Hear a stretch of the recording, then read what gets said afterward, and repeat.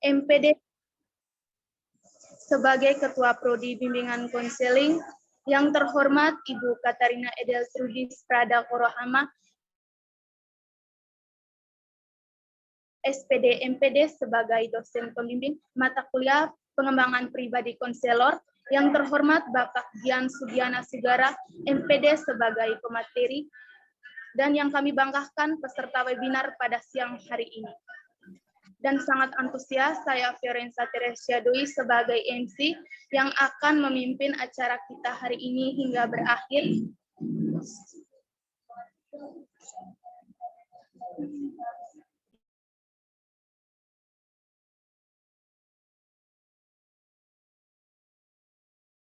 Mohon maaf ada sedikit kendala, dan atas nama panitia mengucapkan selamat datang di acara webinar kita hari ini dengan tema kepoin tentang konselor Kui yang akan membahas tentang karakteristik konselor pemula dan isu-isu tentang konselor pemula dengan tujuan menambah wawasan dan pengetahuan tentang bimbingan konseling dan karakteristik dan isu-isu apa saja yang akan dihadapi oleh konselor pemula.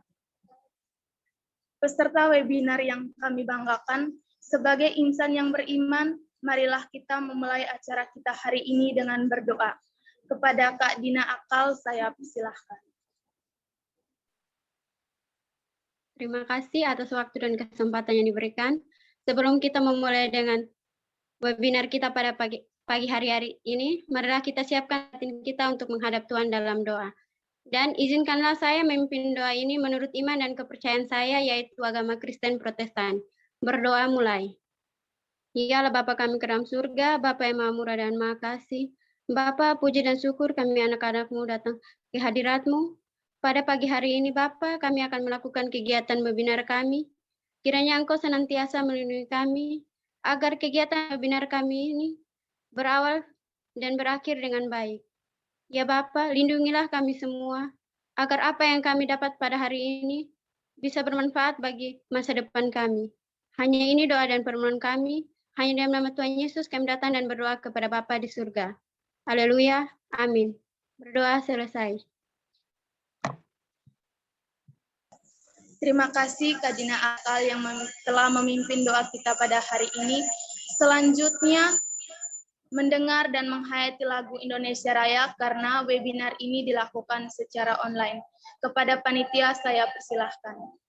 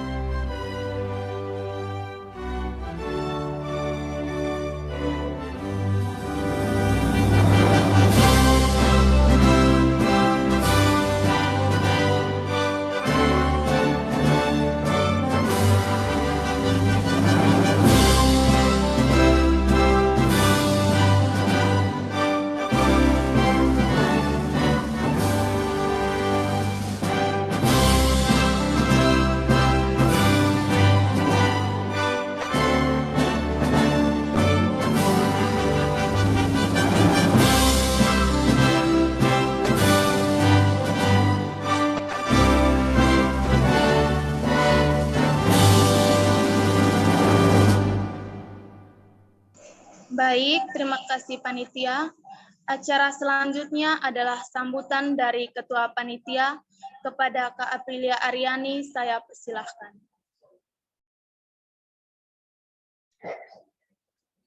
Assalamualaikum warahmatullahi wabarakatuh. Salam sejahtera bagi kita semua. Shalom, Om Swastiastu, Namo Buddhaya, salam kebajikan. Pertama-tama, saya ingin menyampaikan rasa syukur kepada Tuhan Yang Maha Esa karena atas kehendaknya acara webinar pengembangan pribadi konselor dapat terselenggara dengan lancar. Yang terhormat, Ibu Andriani Nale, MED, CPEP, selaku Ketua Prodi Bimbingan Konseling Universitas Nusa Cendana Kupang. Yang terhormat, Ibu Katarina Korohama, SPD NPD, selaku dosen pengampu mata kuliah pengembangan pribadi konselor. Yang terhormat, Bapak Gian Sugiana Sugara, MPD, selaku narasumber pada acara webinar hari ini. Yang terhormat, panitia dan peserta webinar.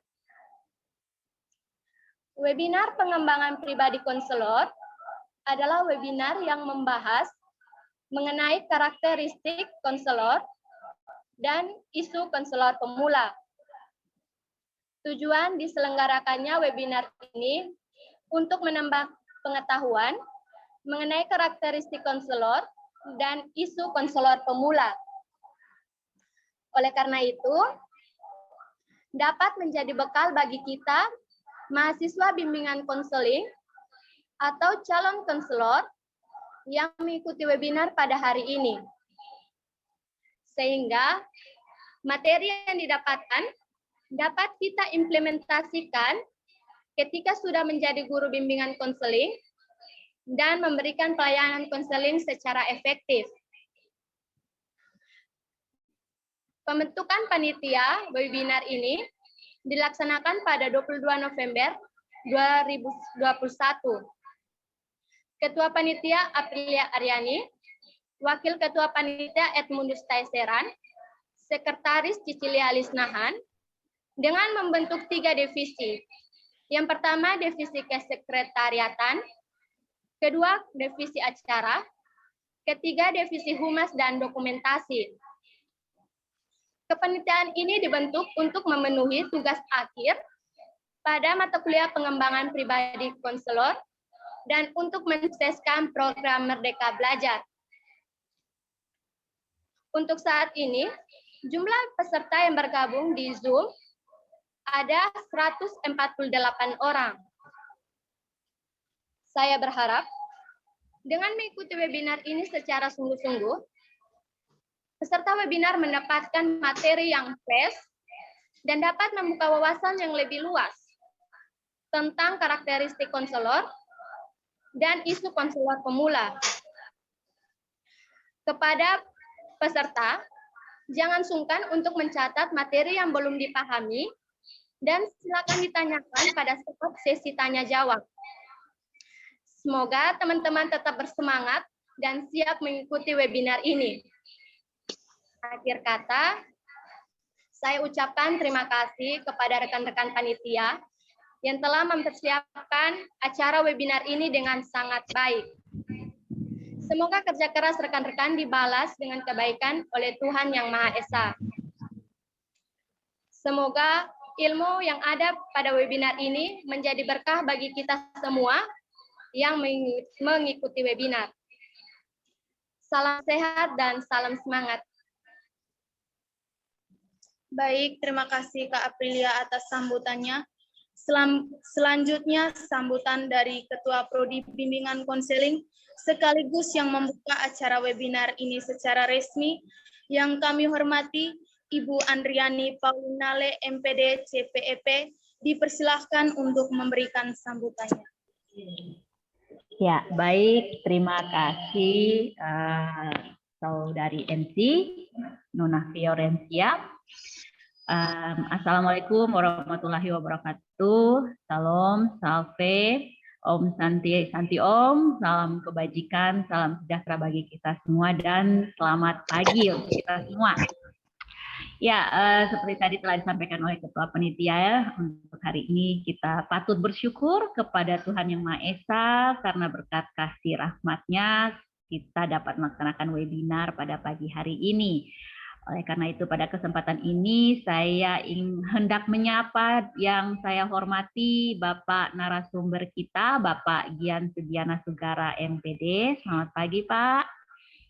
Ibu, iya, Ibu Katana Korohama MPD, teman-teman panitia serta teman-teman mahasiswa Prodi BK semuanya yang hadir virtually yang saya kasihi. Ya, seperti yang kita ketahui sebagai calon konselor ataupun kalian guru BK nantinya, pasti diharapkan untuk memiliki suatu karakteristik dan kepribadian yang profesional, di mana itu akan tercermin dalam perilaku kita. Dan tentunya ya, untuk penanaman karakteristik ini tidak serta-merta terjadi begitu saja, tetapi melalui yang namanya proses. Ada tahapan-tahapannya yang proses ini diperoleh dari belajar, dari pengalaman, lalu perkuliahan kalian dari semester ke semester pun itu akan mendapatkan begitu banyak ilmu yang mana pastinya akan sangat bermanfaat pada masa depan kalian, dan tentunya ini akan dipraktekkan juga agar semakin meningkatkan skill kalian. Dan pada kesempatan ini senang sekali karena kita juga akan mendengarkan informasi pengetahuan dari Bapak Gian, dan Bapak Gian ini seorang konselor juga, seorang dosen, dan tentunya memiliki banyak pengalaman yang akan berbagi dengan kita semua. Diharapkan agar dengan apa yang diberikan hari ini dapat menambah pengetahuan, dapat menambah wawasan, dan bahkan dapat menjadi semacam penguatan bagi teman-teman semua, dan tentunya juga bagi saya senang sekali akan mendapatkan suatu pengalaman juga, mendapatkan suatu pengetahuan, dan tentunya ini dapat membantu meningkatkan pribadi seorang konselor yang lebih profesional lagi. Jadi mungkin adik-adik selama ini juga sudah sering mendengarkan ya, menjadi seorang konselor itu ada ciri khasnya juga, ada ilmu-ilmu yang harus dimiliki, harus memiliki awareness, skills, pengetahuan atau knowledge. Nah, dengan adanya webinar pada hari ini, terutama webinar ini berkaitan dengan pengembangan pribadi konselor, dapat menjawab kebutuhan dari adik-adik semua. Dan tadi Ketua Panitia sudah menyampaikan agar semua bisa mengikuti dari awal hingga akhir dengan baik, maka Ibu juga ingin menekankan lagi semuanya harapannya mengikuti webinar ini dari awal sampai akhir dengan baik. Dan apabila ada hal yang mungkin ingin ditanyakan, jangan malu untuk bertanya daripada nanti kalian menyesal sudah selesai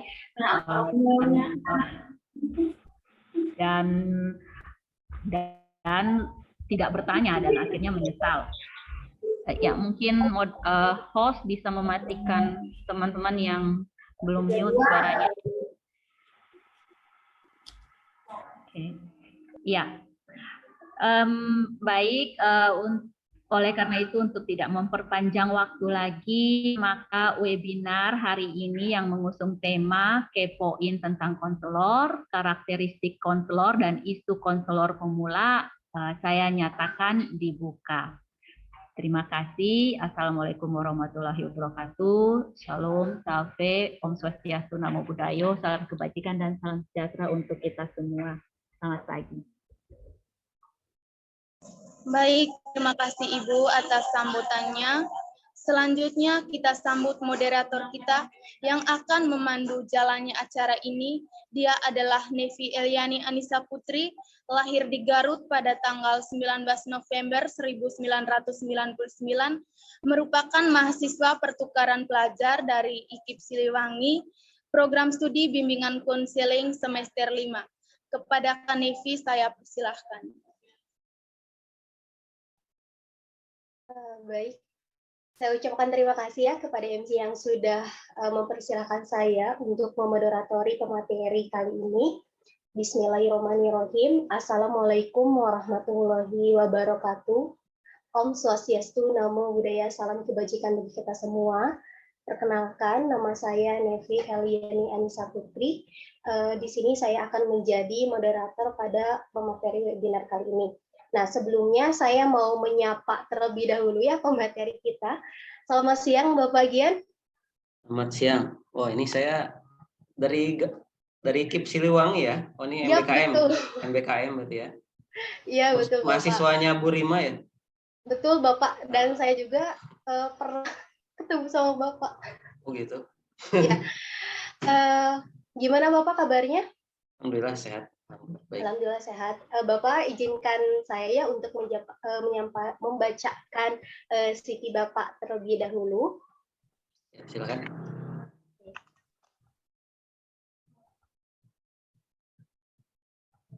Oke. Nama Gian Sudiana Sugraha MPD adalah dosen, konselor, hipnoterapis, dan coach di Biro Konseling Edu Potensia. Riwayat pendidikan S1 Bimbingan dan Konseling Universitas Pendidikan Indonesia, S2 Bimbingan dan Konseling Universitas Pendidikan Indonesia, dan alhamdulillah saat ini Bapak Gian sedang melanjutkan studinya pada Doktor Pendidikan S3 Program Studi Bimbingan dan Konseling Universitas Pendidikan Indonesia Bandung. Nah, Bapak Gian juga merupakan anggota dari Asosiasi Bimbingan dan Konseling Indonesia atau biasa kita sebut dengan ABKIN, The Indonesia Board of Hypnotherapy, dan Neuro-Linguistic Programming Coaching Association. Nah, Bapak Gian juga menguasai beberapa pendekatan konseling dan psikoterapi seperti hipnoterapi, yaitu Ericksonian Approach, Ego State Counseling, Solution Post-Break Counseling, Cognitive Behavior Therapy atau CBT, Creative Counseling, dan Intest Counseling, serta Neuro-Linguistic Programming untuk aplikasi terapi dan coaching. Nah, itu merupakan sebagian CV dari Bapak Gian. Nah, sekarang saya akan menyampaikan tata tertib dalam proses penyampaian materi.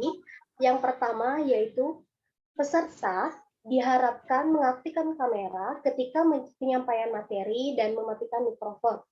Yang kedua, apabila ada pertanyaan dalam proses diskusi, peserta bisa mengirimkan pertanyaan tersebut di kolom chat Zoom atau mengaktifkan fitur raise hand dan mikrofon setelah moderator mempersilahkan.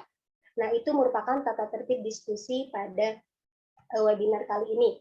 Nah, selanjutnya saya persilahkan kepada Bapak Gian untuk menyampaikan materinya. Kepada Bapak Gian, saya persilahkan. Baik.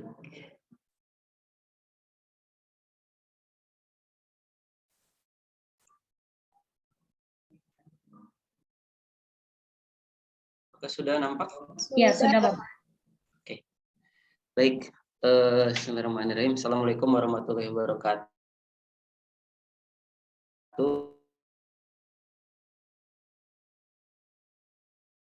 Saya alhamdulillah diberikan kesempatan untuk sharing ya sebetulnya ya terkait dengan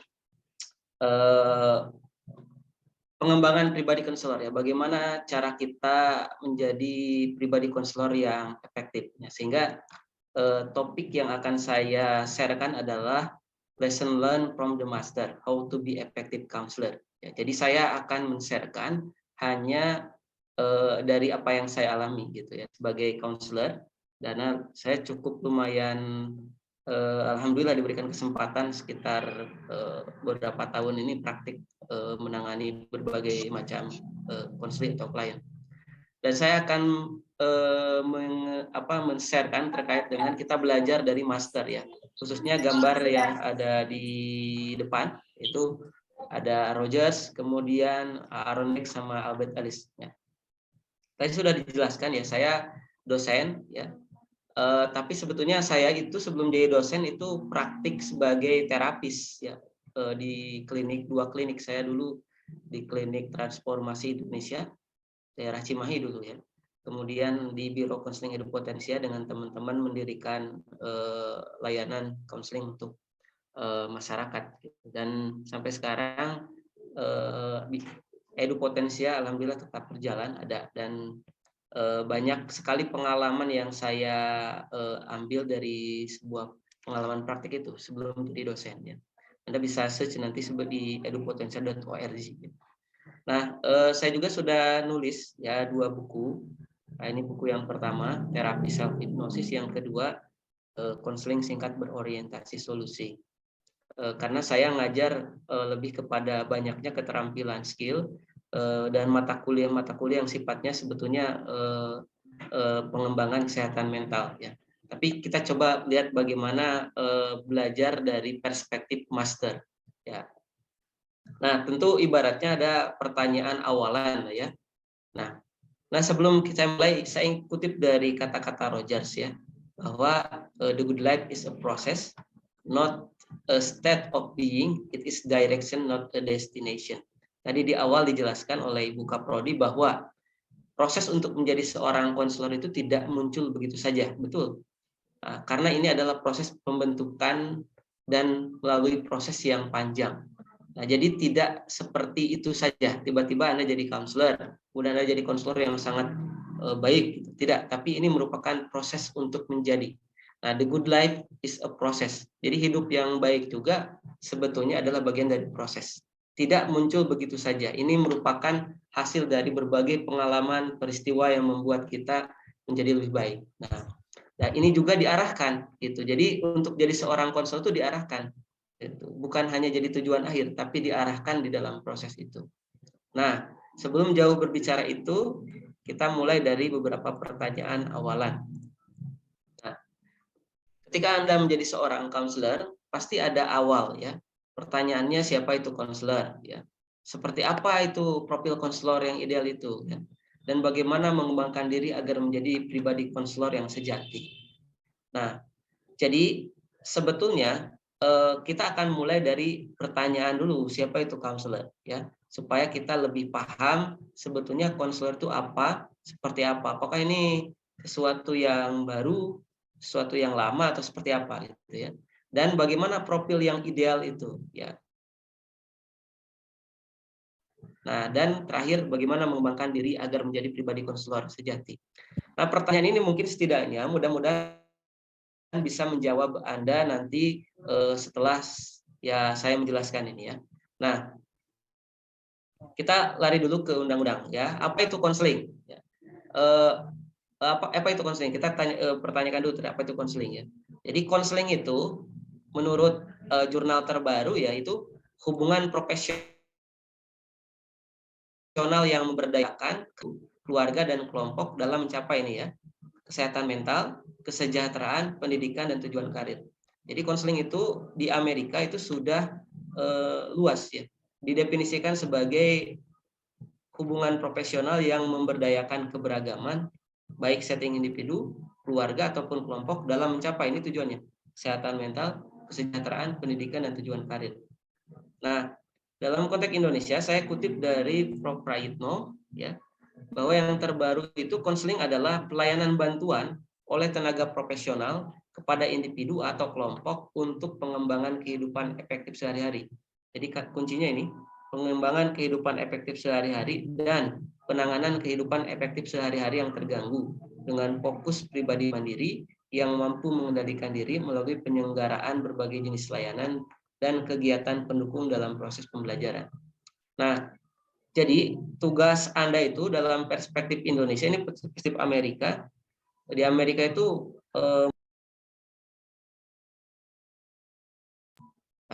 kemut ya. Jadi kalau di sana itu bahwa konseling itu tujuannya sangat luas ya. Bahwa kita itu membantu bagaimana individu itu agar memiliki kesehatan mental yang baik, sejahtera dalam hidupnya, membantu dalam mencapai pendidikan dan tujuan karir. Nah, di dalam konteks Indonesia, ini didefinisikan bahwa konseling itu membantu individu untuk bagaimana agar kehidupan kesehariannya itu efektif. Jadi dia tidak terganggu. Kalau terganggu dibantu. Nah, tujuannya apa? Supaya konseling yang kita tangani, klien-klien yang kita tangani itu memiliki kemandirian, sehingga dia mampu mengendalikan diri secara positif gitu, melalui jenis layanannya macam-macam kan. Konselor itu ada layanan individu, kelompok, kan? Klasikal. Nah, itu adalah bagian dari strategi layanan. Karena konseling pada dasarnya adalah layanan, service ya. Nah, jadi inilah tugas Anda sebagai konselor. Nah, sebagai calon konselor, gambaran Anda adalah kerjanya itu ke sana, arah tujuannya adalah ke sana. Nah, artinya apa? Membantu individu untuk mengembangkan kehidupan efektif sehari-hari dan menangani kehidupan efektif sehari-hari yang terganggu. Tujuannya apa? Supaya individu itu mandiri dan mampu mengendalikan dirinya. Melalui apa? Layanan. Layanannya apa? Ada yang kelompok, klasikal, individu, ya. Nah, itulah tugas counselor. Nah, sekarang kita lanjut ke apa itu konselor. Nah, konselor itu tenaga profesional layanan konseling, ya. Dan layanan konseling itu sebagai objek praktik profesi. Jadi ketika Anda menjadi konselor nanti ya, karena Anda kan calon konselor, maka objek praktik profesi Anda adalah layanan konseling. Itu jelas ya. Sama seperti ibaratnya profesi lain gitu ya. Nah, tapi kalau Anda adalah ahli di dalam layanan konseling. Nah, konselor termaktub di dalam beberapa aturan sebetulnya. Kita ketahui bahwa di dalam Undang-Undang Sisdiknas nomor 20 tahun 2003 dijelaskan bahwa konselor adalah salah satu pendidik. Jadi konselor adalah pendidik. Tapi yang menarik, di Undang-Undang Kesehatan Jiwa juga ada konselor. Didefinisikan sebagai tenaga terlatih dalam bidang kesehatan jiwa. Ini ada di Undang-Undang Kesehatan Jiwa nomor 18 tahun 2014. Dan yang terbaru, guru BK garis miring konselor. Jadi yang namanya guru BK itu konselor gitu ya, adalah sarjana pendidikan bidang BK dan telah mengambil pendidikan profesi konselor. Nah, di sini ada Permendikbud nomor 111 tahun 2014. Nah, inilah konselor di Indonesia ya. Jadi istilah konselor di Indonesia termaktubnya seperti itu. Ya, sekarang pertanyaannya sosoknya bagaimana sebetulnya ya? Konselor itu harusnya seperti apa? Bagaimana seorang konselor itu mempribadi, menampilkan dirinya seperti apa sih sebetulnya? Nah, kita akan belajar dalam dua hal ya. Perspektif humanistik dan yang kedua adalah perspektif cognitive behavior. Nah, sekarang saya akan mengawali dari perspektif humanistik dari Carl Rogers ya. Ya, seperti yang mungkin Anda pernah baca ya di mata kuliah sebelumnya, saya yakin ini mata kuliah teori kepribadian sudah saya yakin ya biasanya ya. Ini semester berapa ya, Maaf? Semester 3 Bapak dan oh semester 3 ada. Udah ya kayaknya teori kepribadian ya. Ya, oke. Semester 3 ya. Anda pasti pernah melihat mungkin ya.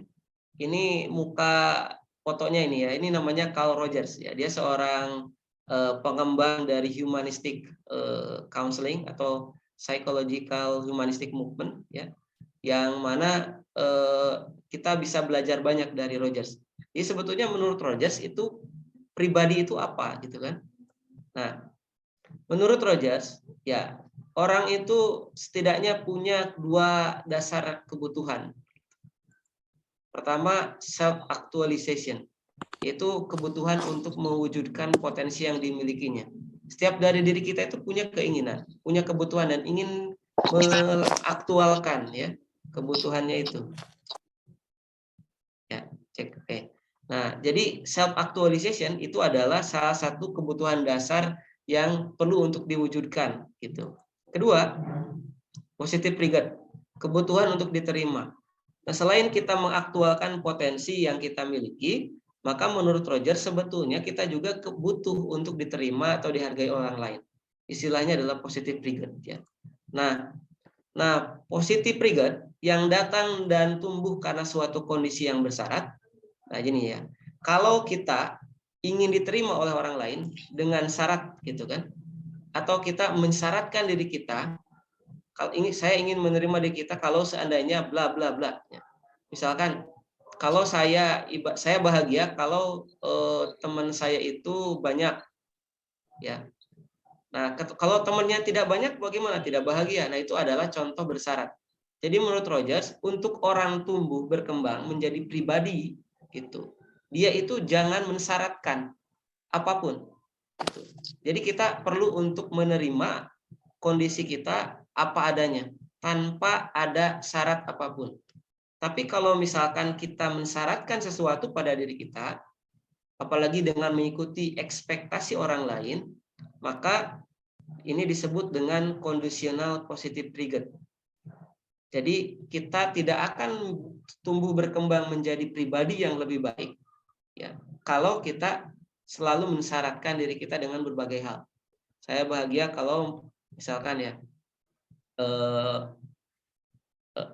saya bahagia kalau seandainya misalkan handphone saya iPhone yang terbaru, misalkan ya.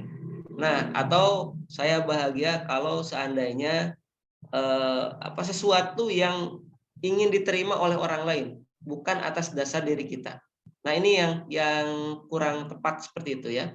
Jadi istilah di dalam Rogers, kalau kita mensyaratkan diri kita agar diterima oleh orang lain, namanya adalah conditional positive trigger.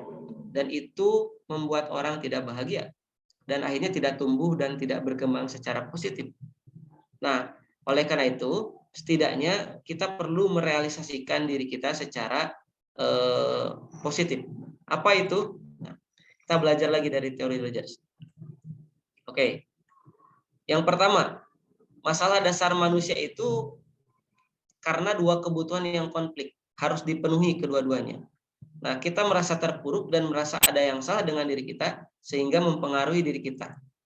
Nah, kita bayangkan di sini di dalam teori Rogers ada dua hal. Ada real self, ada real self, ada ideal self atau self concept. Nah, ini maknanya apa? Real self adalah diri kita yang nyata yang saat ini dengan segala karakteristiknya, dengan segala kelebihan dan kekurangannya. Kita mengimajinasikan, kita menampilkan diri kita itu dengan nyata saat ini. Itu adalah real. Misalkan kita mengatakan saya adalah orang yang percaya diri. Misalkan itu real self-nya seperti itu. Ideal self, kita ingin menjadi orang yang pandai untuk berkomunikasi di depan umum, gitu ya. Nah, kalau misalkan real self-nya kita mengatakan bahwa saya percaya diri, berarti kalau saya komunikasi di depan umum juga itu bisa. Kenapa? Karena terjadi sebuah kesamaan. Itu. Karena untuk jadi orang yang mampu berkomunikasi, dia perlu percaya diri. Nah, di dalam istilah Rogers itu adalah kongruensi. Kalau misalkan antara real self dan ideal self ini tidak tumbuh, maka pribadi kita itu tidak berkembang gitu. Nah, di dalam pemikiran Rogers, maka ada istilah kongruensi. Kongruensi adalah salah satu syarat bagaimana agar pribadi kita itu berkembang. Nah, di dalam pemikiran Rogers ada istilah losing touch with real self. Saat-saat kita itu hilang identitas diri kita, jadi kita seolah-olah menjadi orang lain gitu. Nah, apa saja itu? Nah, pertama, kita perlu memiliki positive self regard, ya. Positive self regard, ya. Bahwa kita itu perlu menyukai dan menghargai diri kita. Saya orangnya banyak ngomong, oh itu kelebihan saya. Saya orangnya cenderung ingin mendengarkan dulu, oh itu kelebihan saya, bukan kekurangan gitu kan. Jadi apapun kondisinya kita perlu untuk menyukai dan menghargai diri kita. Nah, kemudian positive regard yang dikondisikan orang lain inilah yang menjadikan orang itu tidak menjadi dirinya, ya, sehingga dia tidak menjadi pribadi, apalagi jadi seorang konselor yang baik gitu. Konselor yang baik itu perlu untuk menjadi dirinya sendiri. Gitu. Nanti di akhir saya akan jelaskan beberapa karakteristik menurut riset ya konselor yang efektif itu seperti apa. Jadi untuk menjadi pribadi yang sehat atau yang baik, kita tidak boleh dikondisikan oleh syarat dari orang lain. Mudah-mudahan Anda memahami bahwa conditional positive self-regard adalah kita menerima diri kita menyukai diri kita ketika orang lain mensyaratkan sesuatu pada diri kita. Sehingga bahagianya kita adalah karena orang lain, bukan karena diri kita. Itu yang istilah di dalam Rogers adalah losing touch with real self. Jadi kita kehilangan identitas dengan diri kita. Nah, hal ini yang membuat kita menyukai diri kita itu di orang lain. Kita tidak menyukai keseluruhan dari diri kita. Nah, konsep diri akan menjauh dari kondisi real self. Kita salah dalam memandang diri kita. Dan inilah yang dikenal dengan incongruent. Ada istilah kongruensi, ada istilah incongruent. Nah, untuk menjadi pribadi yang tumbuh menjadi lebih baik, orang itu perlu kongruen. Tapi ketika diri kita mensyaratkan diterima oleh orang lain, maka itu inkongruen. Maknanya apa sih sebetulnya gitu ya? Nah, ginilah. Ini ada gambar nih ya. Ini adalah ada 3, misalkan ada ideal self, diri kita yang ideal, yang kita ingin menjadi. Ada self image, adalah citra yang kita tampilkan dalam diri kita. Dan ada true self atau real self, diri kita yang apa adanya saat ini. Nah, kalau bentuk dari ideal self, self image, true self ini seperti ini, maka ini istilahnya kongruen. Kenapa? Karena tidak sama antara diri kita yang kita inginkan, diri kita yang kita citrakan, dan diri kita yang nyata. Jadi seolah-olah kita itu menjadi banyak topengnya gitu ya. Walaupun dalam pribadi itu memang pribadi itu bertopeng. Tapi istilah di dalam Rogers itu adalah inkongruen. Karena kita tidak menampakkan apa yang asli atau sejatinya diri kita. Nah, menurut Rogers, untuk orang tumbuh dan berkembang menjadi lebih baik, menjadi pribadi itu perlu kongruen. Kongruensi. Kongruen itu apa? Apa yang kita tampilkan, apa yang kita katakan, apa yang orang lain nilai kepada diri kita itu sama. Tidak ada yang berbeda, itu kongruen. Sehingga ideal self, diri kita yang kita inginkan, diri kita yang kita citrakan, dan diri kita yang nampak, itu akan bersatu menjadi sebuah lingkaran pribadi. Nah, inilah di dalam pemikiran Rogers, bahwa kongruensi adalah cara bagaimana untuk menjadi pribadi. Bagaimana kita menjadi pribadi yang menjadi lebih baik. Sederhananya adalah kita perlu untuk menjadi diri kita sendiri, ya, tanpa ingin dilihat bagus oleh orang lain, gitu ya. Sederhananya seperti itu. Tapi kita menampakkan diri kita. Kalaupun ada yang salah dengan diri kita, kita coba untuk perbaiki diri kita. Sehingga perbaikan diri dalam pribadi kita itu akan membuat kualitas hidup atau kualitas pribadi kita itu menjadi lebih baik. Nah, itulah esensi dari Rogers ya. Nah, sehingga menurut Rogers, manusia itu bersifat positif. Ya. Dia memiliki keinginan tumbuh dan berkembang. Dan tanggung jawab keberhasilan konseling itu bukan terletak pada konselor, tapi pada konselingnya, pada kliennya. Nah, menurut Rogers, setidaknya ada 3 atribut yang perlu ditampakkan oleh seorang konselor person center. Ya, setidaknya ada 3 atribut yang perlu untuk ditampakkan oleh seorang konselor. Pertama, kesesuaian, genuine and congruent, asli gitu ya. Kita nggak perlu untuk membuat diri kita itu seolah-olah ingin dihargai oleh orang lain. Genuine saja, asli.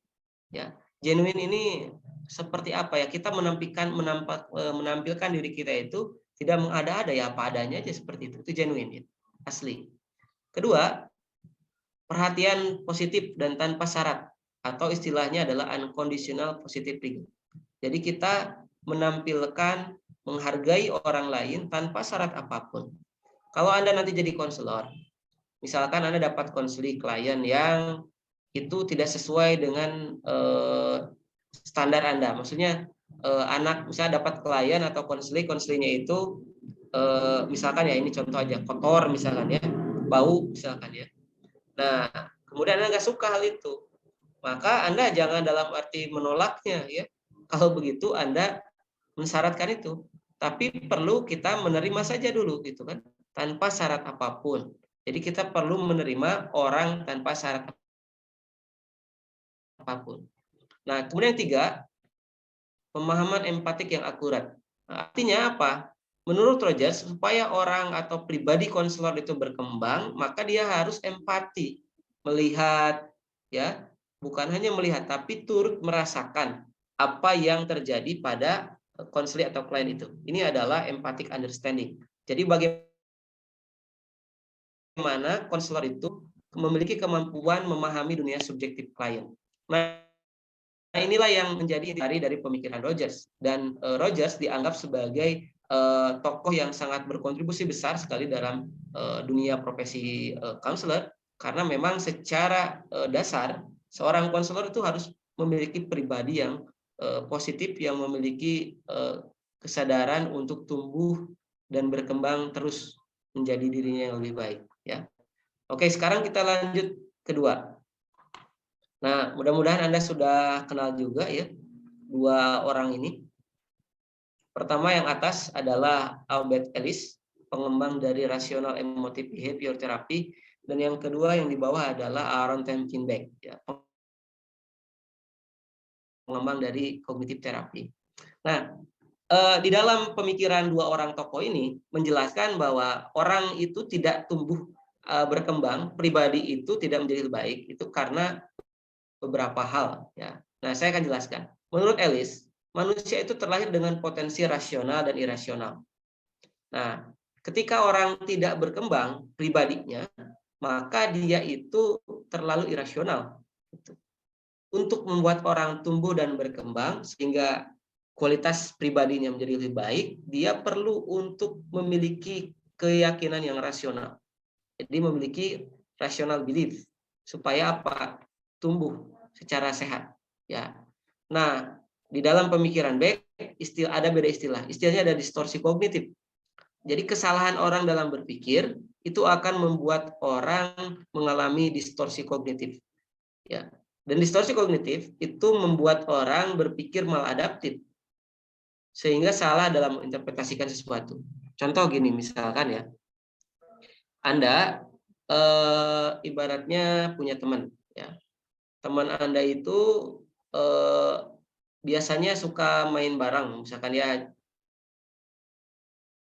main gitu. Tiba-tiba pada suatu momen ngajak main, kemudian dia menolaknya. Satu kali itu ya. Terus Anda main ke rumahnya, dia juga nggak mau ketemu, itu kan dua.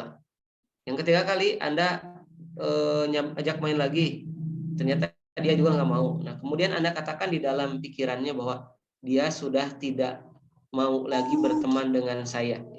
Karena 3 peristiwa pengalaman itu, maka Anda meyakini bahwa dia sudah tidak mau lagi berteman dengan saya. Apa artinya? Saya tidak diterima, saya merasa ditolak oleh dia. Nah, itu adalah distorsi kognitif. Ya, jadi maladaptive thinking, ya. Nah, di dalam menurut Beck, ketika orang tidak tumbuh dan berkembang itu setidaknya ada 3 keyakinan inti, ya, yang menyebabkan orang tidak berkembang. Pertama, merasa tidak berdaya, bahwa dirinya itu paling menderita, bahwa dirinya itu benar-benar tidak bisa berkembang, ya, satu itu. Yang kedua, merasa tidak berarti, bahwa kehidupannya atau keberadaan dirinya itu ya tidak ada artinya. Dan yang ketiga adalah merasa tidak mampu. Ya, yang merasa tidak mampu bahwa dalam melakukan sesuatu saya tidak bisa apa-apa gitu. Nah, inilah 3 keyakinan inti menurut Beck dan Ellis. Karena perspektif Beck dan Ellis ini lebih fokus pada apa yang dipikirkan. Sehingga untuk orang tumbuh dan berkembang itu perlu berpikir rasional gitu kan, dan memiliki pikiran yang sehat terhadap dirinya gitu.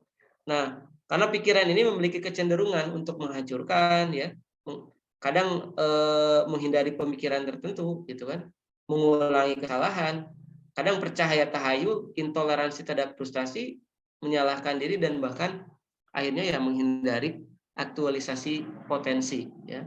Nah, sementara kalau pikiran rasional ini akan membuat orang menjadi memiliki emosi yang sehat, ya. Emosi yang sehat membuat orang menjadi lebih berdaya. Nah, apa itu? Nah, ini pemikiran dari Ellis, ya. Kalau kita bertemu dengan situasi, ya, misalkan Anda tugas banyak, ya, ini situasi, ya. A, ini ada A, ada B, ada C, ada D, ada E. Nah, ya. A, B, C, D, E ya. Coba kita lihat. Misalkan ada di A di sini activating event. Di sini ada Kenapa saya terdengar? di sini loh.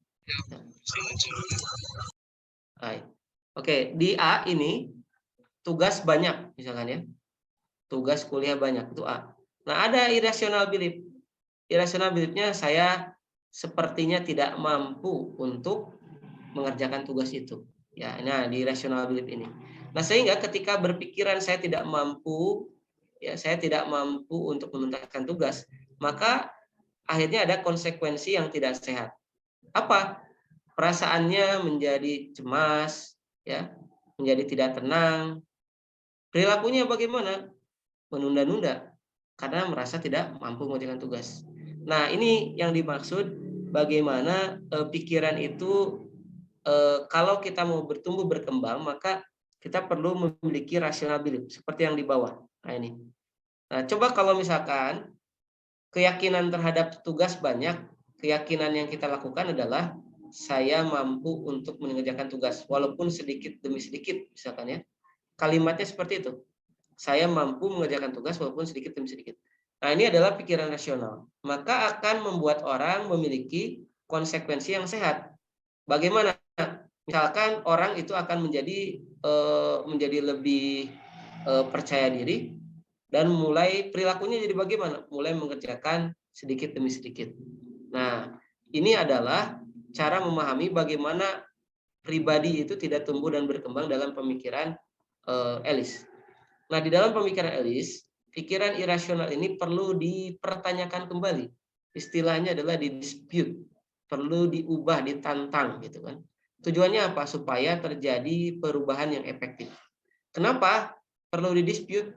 Karena ini pikiran irasional itu akan membuat orang itu demandingness. Dia merasa selalu ada hutang pada dirinya, ya. Aupulsing, dia berpikiran terburuk ya, bahwa nanti kalau saya ini maka akan ini. Kalau saya berbicara di depan umum nanti orang-orang itu akan menertawakan saya, gitu kan? Aupulsing. Jadi selalu berpikiran terburuk. Inflexibility. Jadi kita tidak fleksibel, bahkan kita rigid gitu, kaku, ya. Kemudian low frustration tolerance.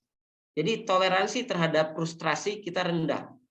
Padahal ketika kita bertanya apakah setiap dari diri kita itu pasti sempurna, kan tidak juga, ya. Kita pasti mengalami sesuatu yang benar-benar tidak sempurna. Jadi karena frustrasi kita rendah, maka ujung-ujungnya kita sering mengalami stres, ya. Nah, all or nothing thinking, kita cenderung berpikir hitam putih, ya. Kalau ia baik baik semuanya, kalau dia buruk buruk semuanya. Itu juga pikiran hitam putih itu kurang tepat ya, karena tidak ada yang baik baik semuanya ya, hitam hitam semuanya, putih putih semuanya ya. Selalu ada abu-abu pada diri individu itu. Personalizing, semua kesalahan itu selalu ditarikan kepada diri kita, bahwa kalau misalkan Anda misalkan dimarahi oleh dosen karena salah dalam mengerjakan sesuatu, terus Anda katakan oh, dosen itu nggak suka sama saya, kayaknya itu saya tuh paling bodoh. Nah, itu personalisasi. Jadi kita mempersonalkan itu. Dan ada juga overgeneralisasi. Pada kasus yang tadi saya contohkan itu ada overgeneralisasi. Kalau misalkan orang berpikiran bahwa tidak ada yang baik pada diri dia, ya, buruk semua, itu overgeneralisasi juga. Ya. Nah, oleh karena itu pemikiran ini adalah pemikiran yang perlu dipahami menjadi suatu ya, supaya kita menjadi lebih baik. Oke. Nah, selanjutnya, nah, bagaimana sebetulnya pengembangan pribadi dalam teori REBT? Nah, sebetulnya ini cukup simpel sekali. Dalam pemikiran Ellis dan Beck, individu yang berkembang itu memiliki dua hal ya. Pertama, dia menerima dirinya tanpa syarat. Ini sesuatu yang mirip dengan pemikiran Rogers. Tapi ini ada yang baru. Menerima orang lain tanpa syarat. Ya. Di dalam teori REBT itu dijelaskan ada istilah unconditional self-acceptance, dikenal dengan USA. yaitu menerima diri secara penuh tanpa mensyaratkan apapun, menyukai diri dan menghargai diri dengan merasa bangga dengan dirinya. Jadi unconditional self-acceptance atau USA di dalam teori Albert Ellis itu menjelaskan bahwa orang itu cenderung ya berpikir irasional manakala dia tidak menerima sepenuhnya dirinya. Jadi kita misalkan harus sempurna dalam segala hal. Ya menurut Ellis itu adalah karena kita tidak menerima diri kita sepenuhnya. Karena apa? Kekurangan yang pada diri kita itu seolah-olah menjadi sesuatu yang membuat kita tidak berkembang. Nah, padahal menurut Ellis, untuk kita berkembang, syaratnya adalah kita menerima diri kita sendiri. Maka setelah itu ada pemahaman dan kondisi di mana kita mampu berkembang. Ya. Kemudian yang kedua, unconditional other acceptance atau UOA. Ya. Unconditional other acceptance ini kita tidak mensyaratkan apapun untuk menerima orang lain. Orang lain itu punya keunikannya, maka Anda terima saja apapun kondisi orang itu. Nah, sehingga kita tidak mengkriteriakan atau mengkotak-kotakan orang. Karena di dalam pemikiran RBT, pikiran irasional juga muncul kalau kita menuntut orang lain untuk menjadi seperti apa yang kita inginkan. Nah, inilah yang menjadi dasar individu untuk memiliki keyakinan sehat untuk mengembangkan dirinya. Ini kita belajar dari dua teori person center dari Carl Rogers dan ada teori cognitive behavior therapy dari Albert Ellis dan Aaron Beck. Nah, jadi untuk menjadi seorang pribadi yang lebih baik, sebetulnya kita perlu mengenal diri kita, menerima diri kita tanpa syarat apapun, dan kita juga perlu menerima orang lain tanpa syarat apapun. Nah, sekarang kita muncul. Sebetulnya bagaimana sih karakteristik pribadi konselor yang efektif ini? Nah, ini saya ambil dari Gerard Corey. Ya. Ada banyak riset, ya, jurnal yang berbicara terkait personal karakteristik for counselor. Ya. Bagaimana sih karakteristik pribadi konselor yang efektif itu? Nah,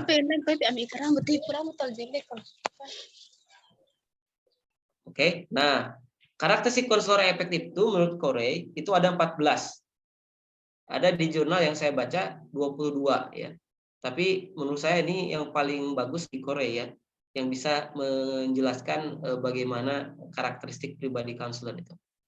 Nah, menurut Korea, untuk menjadi seorang konselor yang efektif, hal dasar yang harus dia miliki adalah have an identity. Jadi dia memiliki pemahaman dirinya. Dia mengenali siapa dirinya, mengenali kelebihannya apa, kelemahannya apa gitu. Jadi konselor yang efektif adalah yang memiliki pemahaman dirinya. Ya. Jadi sudah tidak bingung lagi siapa saya, ya. Harus bagaimana saya supaya orang lain suka, tidak. Jadi konselor yang efektif sudah pada level pengambilan keputusan bahwa saya ya orangnya seperti ini, ya. Saya memiliki kelebihannya gini. Kelemahan saya ada, tapi tidak untuk dijadikan fokus, ya. Nah, karena kelemahan juga harus diterima juga sebagai bagian dari karakteristik pribadi. Ya. Nah, itu yang satu. Kedua, menghargai dan mengapresiasi dirinya. Nah, efektif terapis respect and appreciate themselves. Ya. Jadi, seorang konselor juga harus menghargai dan mengapresiasi dirinya. Ketika kita sudah melakukan sebuah pekerjaan, maka kita memberikan sebuah apresiasi. Apapun itu reward-nya. Apakah dengan jalan-jalan, misalkan ya, contoh mengapresiasi, atau memberikan hadiah tertentu bagi diri kita supaya kita menerima dan menyukai diri kita. Nah, itu adalah yang kedua. Jadi kita perlu untuk mengapresiasi dan menghargai diri kita.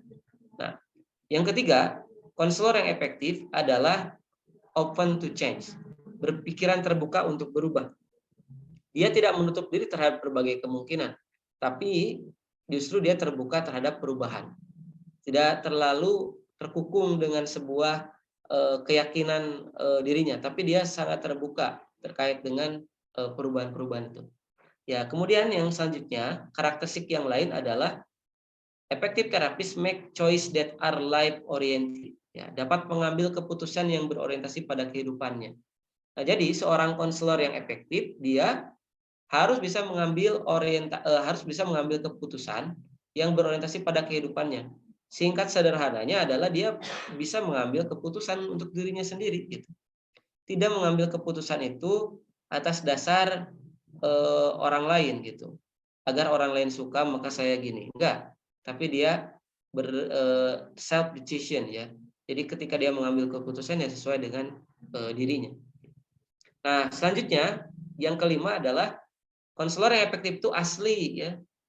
Ya, tulus dan jujur. Effective therapists are authentic, sincere and honest ya. Jadi kita perlu untuk otentik. Otentik itu apa ya? Sesuatu yang menjadi ciri khas dari kita. Itu asli, tidak mengada-gada menjadi orang lain, tapi ya jadi diri kita saja gitu ya. Otentik ya. Nah, itu adalah salah satu terjemah yang tadi saya sampaikan terkait dengan Rogers. Kalau Anda mempelajari riwayat hidup Rogers, maka dia identik dengan genuine and authentic. Jadi dia menampilkan pribadi yang ramah, lembut, ya sangat membuat tenang gitu ya. Itu adalah Rogers gambarannya. Tapi sebetulnya yang maksud autentik di sini ya Anda perlu menjadi diri Anda sendiri gitu. Ya, autentik, tulus dan jujur. Kemudian ternyata karakteristik selanjutnya ya konselor juga harus memiliki rasa humor. Jadi seorang konselor tuh jangan terlalu serius juga gitu ya. Ada rasa humor yang perlu ada juga pada konselor gitu ya. Karena itu bagian dari teknik juga gitu rasa humor itu ya. Nah, jadi perlu humor itu ya. Karena humor adalah salah satu teknik membuat kita lebih enjoy dalam menghadapi sebuah kehidupan ya. Nah, selanjutnya jika membuat kesalahan, konselor berani untuk mengakuinya. Effective therapists make a mistake and are willing to admit them ya. Jadi kalau misalkan ya salah, kita berani mengakui dan memperbaikinya ya. Tidak terlarut di dalam sebuah kesalahan bahwa saya itu orangnya telah melakukan kesalahan, salah semuanya enggak ya. Tapi kita berani mengakuinya dan kita juga untuk memperbaikinya gitu ya. Nah, itu 7 karakteristik konselor yang pertama. Nah, Korea juga menjelaskan ada 7 lagi ya karakteristik konselor efektif. Nah, yang selanjutnya hidup di masa sekarang. Nah, ini penting nih. Effective therapists generally live in the present ya. Maksudnya apa ya? Nah, ini kan pertanyaan hidup di masa sekarang, kan saya juga hidup di masa sekarang. Ya tidak juga ya. Banyak orang yang hidup di masa lalu. Misalkan Anda pernah kecewa, diputuskan oleh sahabat Anda, pacar Anda misalnya di masa lalu. Ya. Itu masih terngiang-ngiang gitu, sehingga tidak bisa lepas dari peristiwa dulu. Nah, itu adalah contoh tidak hidup di masa sekarang. Nah, seorang konselor yang efektif itu dia perlu untuk memutuskan masa lalu itu sudah dituntaskan. Tidak ada lagi dengan urusan masa lalu, tapi masa sekarang lah yang menjadi fokus. Ya. Kemudian menghargai keragaman budaya yang berpengaruh pada diri klien. Ya. Nah, seorang konselor yang efektif juga jangan terlalu membeda-bedakan, diskriminasi. Tapi dia harus menerima bahwa budaya tiap konselinya itu masing-masing punya budaya. Budaya dalam konteks ini sebetulnya bukan budaya pada etnis ya, tapi budaya yang terletak pada bagaimana dia itu tumbuh dan berkembang. Konseli Anda itu kan dididik dengan orang tua yang berbeda dengan diri Anda. Ya. Oleh karena itu menghargai juga bagaimana cara berbicaranya misalkan, bagaimana cara komunikasinya, bagaimana cara dia berperilaku, kita harus paham juga background-nya bagaimana. Nah, itu adalah bagian dari appreciate kita untuk mengapresiasi budaya yang berpengaruh pada diri konseling. Nah, ini yang penting. Memiliki minat yang tulus dalam membantu orang lain. Ini yang saya kira banyak orang yang lupa ya. Ini yang paling penting. Memiliki minat yang tulus dalam membantu orang lain. Jadi memang tugas konselor itu kan helping ya. Guru BK itu membantu orang lain untuk tumbuh berkembang, menjadi lebih baik, menjadi mandiri. Kalau seandainya tidak ada minat yang tulus dalam membantu orang lain, nah ini biasanya nanti kerjanya itu ya setengah-setengah gitu. Jadi kita perlu memiliki dasarnya itu adalah keinginan untuk membantu orang lain supaya lebih baik. Ya. Oke, selanjutnya memiliki keterampilan interpersonal yang baik. Nah, seorang konselor juga harus memiliki keterampilan interpersonal yang baik. Apa itu interpersonal?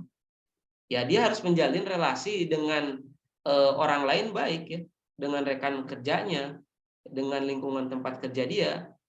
Itu adalah contoh interpersonal, termasuk dengan keluarganya. Ya. Supaya apa?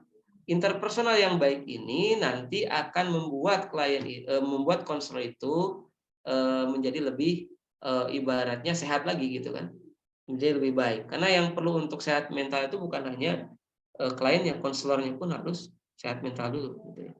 Nah, kemudian terlibat secara dalam dengan pekerjaan dan maknanya. Nah, jadi ini lanjutan dari yang minat yang tulus, maka karakteristik yang selanjutnya, seorang konselor itu harus terlibat dalam dengan pekerjaannya. Jadi dia harus menyenangi bahwa kerjaan konseling itu adalah bagian dari hidup saya gitu. Dan saya menghargai ini sebagai bagian dari apa yang terjadi pada diri saya. Nah, kemudian passionate, ya, semangat dalam bekerja. Jadi ketika Anda dapat konseling, dapat klien, ya saya semangat gitu. Saya senang. Bukan dalam arti ketika ada konseling atau Anda bekerja, ya capek deh gitu kan. Tidak. Tapi Anda semangat. Karena itu adalah bagian dari identity pekerjaan. Sudah menjadi melekat bahwa saya sebagai counselor. Nah, yang terakhir, memiliki batasan diri yang sehat. Nah, memiliki batasan diri yang sehat, ya, dari beberapa karakteristik pribadi ini, maka sebetulnya pertanyaannya adalah, sudahkah Anda menyukai jurusan Anda saat ini gitu kan? Pilihan Anda saat ini. Karena untuk menjadi seorang konselor itu harus menyukai dulu kerjanya gitu. Ya, khususnya kalau Anda kuliah atau studi di sini, ini apakah sudah the right choice? Apakah ini sudah final, sudah menjadi passion saya membantu orang lain ini? Nah, itu yang perlu ditanyakan dulu saya kira. Ketika ibaratnya Anda sudah ada pertanyaan itu, maka langkah selanjutnya adalah bagaimana caranya mengembangkan diri saya supaya lebih baik.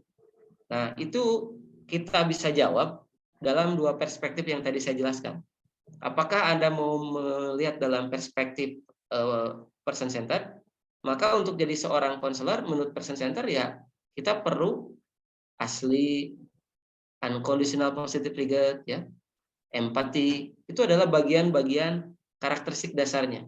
Sehingga nanti ketika kita mengerti dan memahami bagaimana untuk menjadi lebih baik, pribadi kita lebih baik, itu adalah sebagai sebuah yang sesuatu proses untuk menjadi. Nah, pemikiran dari Rogers itu adalah bahwa good life, ya, hidup yang baik itu bukan destinasi, bukan tujuan akhir, tapi adalah sebuah proses. Sehingga untuk menjadi seorang konselor yang baik itu adalah sebuah proses untuk terus menjadi. Nah, sederhananya adalah kita perlu untuk menerima diri kita tanpa syarat apapun, dan kita perlu menerima orang lain tanpa syarat apapun. Nah, saya kira terakhir dari saya, nanti kita akan lebih efektif mungkin dengan diskusi. Saya ingin mengambil kutipan dari seorang psikiatri terkenal, hipnoterapis yang ternama, dari namanya Milton Hyland Erickson. Dia mengatakan, life isn't something you can give an answer today. Ya.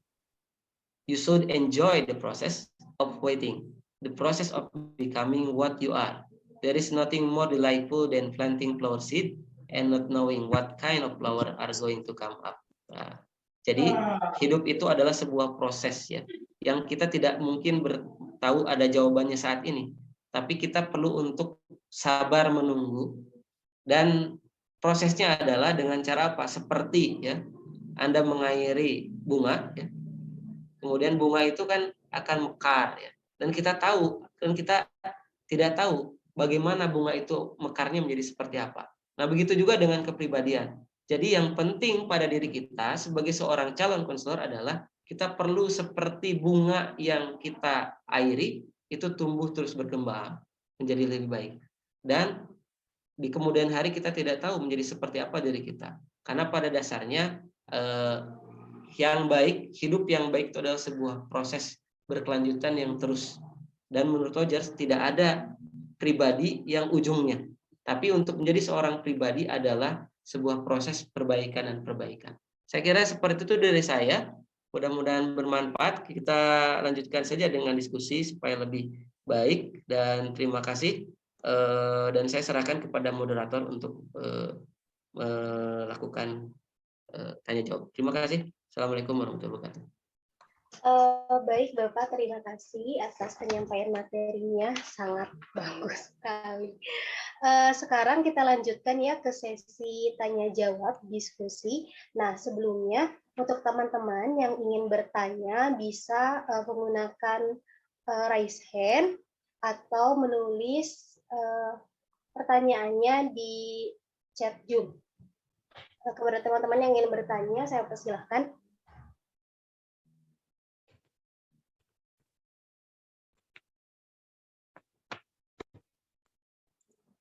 Baik Bapak, sudah ada pertanyaan di chat Zoom Bapak. Gimana? Kita mau menjawab terlebih dahulu pertanyaan yang ada di chat Zoom atau menunggu teman-teman terlebih dahulu? Boleh, silakan. Langsung dijawab ya Pak? Ya. Oke, izin membacakan pertanyaannya.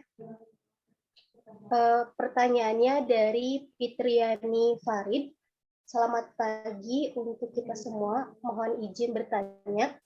Kenyataannya di lapangan sekarang ini masih banyak siswa yang takut ke ruangan guru BK. Mereka beranggapan bahwa guru BK itu bersikap judes dan lain sebagainya. Nah, bagaimana cara kita sebagai calon guru BK dalam merubah perspektif negatif siswa mengenai guru BK? Nah, itu Bapak pertanyaan yang pertama. Oke. Baik, ini pertanyaan yang sering kali banyak muncul dan saya beruntung pernah jadi guru BK ya. Saya 4 tahun jadi guru BK di SMK. Jadi saya cukup tahu ya pertanyaan itu sebetulnya bisa adanya benar adanya atau tidak juga gitu ya. Nah, kalau misalkan benar adanya bagaimana caranya gitu. Pertama gini, kalau misalkan Anda lihat ya, kesan pertama itu akan menentukan segalanya. Sama seperti iklan Aks ya. Kesan pertama begitu menggoda. Non? Ya itu ya, saya lupa apalagi kalimatnya. Ya intinya kesan pertama itu adalah menjadi pertama kali menjadi dasar. Bagaimana orang itu senang atau tidak dengan diri kita. Nah, makanya sebetulnya tadi saya sampaikan untuk menjadi seorang pribadi yang lebih baik, kita perlu untuk membuat diri kita menjadi lebih baik gitu. Nah, pertanyaannya sebetulnya gini, sebelum saya jawab yang tadi. Apakah kita sudah menyenangi profesi kita nggak itu? Pertanyaannya sebetulnya. Apakah Anda sudah sepenuh hati bahwa pilihan untuk jadi seorang guru BK atau konselor itu adalah sesuatu yang benar-benar pilihan? Karena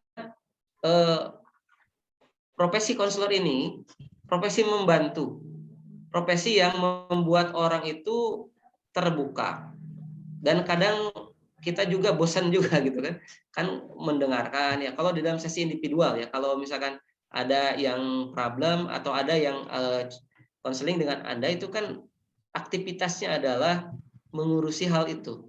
Nah, nggak semua orang itu suka hal itu. Maka pertanyaannya sebetulnya adalah kita senang nggak dengan pekerjaan yang seperti ini? Bertemu dengan siswa gitu kan, kemudian menyapa. Nah kan tidak semua orang sudah, oh iya saya senang dengan aktivitas gitu kan. Kadang ada orang yang masuk ke sini juga kan karena pilihan terakhir. Kadangkala ini ya disuruh sama orang tua. Nah itu kan belum pada level pengambilan keputusan diri. Tadi saya sampaikan bahwa harus pada pengambilan keputusan diri. Tapi kalau misalkan kita masih pengambilannya sama orang lain, ya gimana kita bisa menyenangi profesi ini, gitu ya. Nah, sekarang pertanyaan yang tadi ya, bagaimana kalau misalkan kita memperbaiki citra itu? Nah, seperti yang tadi saya sampaikan bahwa citra itu bisa kita ubah dengan cara memberikan citra yang baik. Saya dulu ketika jadi guru BK ya, saya dari 2011 sampai 2015. Waktu saya jadi dosen, saya masih setahun jadi guru BK. Jadi ketika saya jadi dosen sempat jadi guru BK 1 tahun karena saya ingin banyak menangani kasus, kemudian saya ingin juga menimba pengalaman. Dulu itu di sekolah saya tuh nggak ada BK ya. Jadi dulu SMK itu nggak ada BK, sehingga pas saya masuk ke sana 2 orang dengan rekan saya, akhirnya kita bagaimana BK itu benar-benar memiliki citra yang baik. Apa yang saya lakukan? Yang saya lakukan adalah banyak hal. Pertama, minta untuk sosialisasi, dan itu artinya harus ada kelas ya, karena biasanya BK nggak ada kelas. Tapi saya juga termasuk orang yang tidak terlalu sepakat sih ya semua BK harus masuk kelas terus, enggak, saya tidak sepakat ya. Jadi kita perlu masuk kelas supaya apa? Mampu menjalin relasi dengan orang lain gitu, dengan siswa, dengan subjek kita. Nah, akhirnya apa? Saya jelaskan apa itu bimbingan dan konseling ya. Kemudian siapa itu guru BK, siapa itu konselor, layanannya apa saja. Kemudian setelah itu bukan hanya ke siswa, saya juga adakan layanan ke orang tua. Jangan lupa loh, sebetulnya partner guru BK juga harus ada koneksi dengan orang tua. Sehingga dulu kami waktu saya jadi guru BK itu mengadakan parenting ya, seminar parenting itu 2 minggu sekali.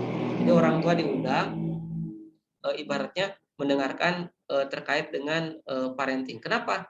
Kalau misalkan pola asuhnya baik, benar, itu biasanya mempreventif kecenderungan siswa untuk bermasalah di sekolah sebetulnya. Sehingga kerjanya itu bukan hanya kerja kita saja, orang tua juga harus terlibat aktif di dalam melakukan itu. Nah, kemudian dulu waktu saya itu kan belum ada tuh WA gitu ya. Dulu masih ada SMS.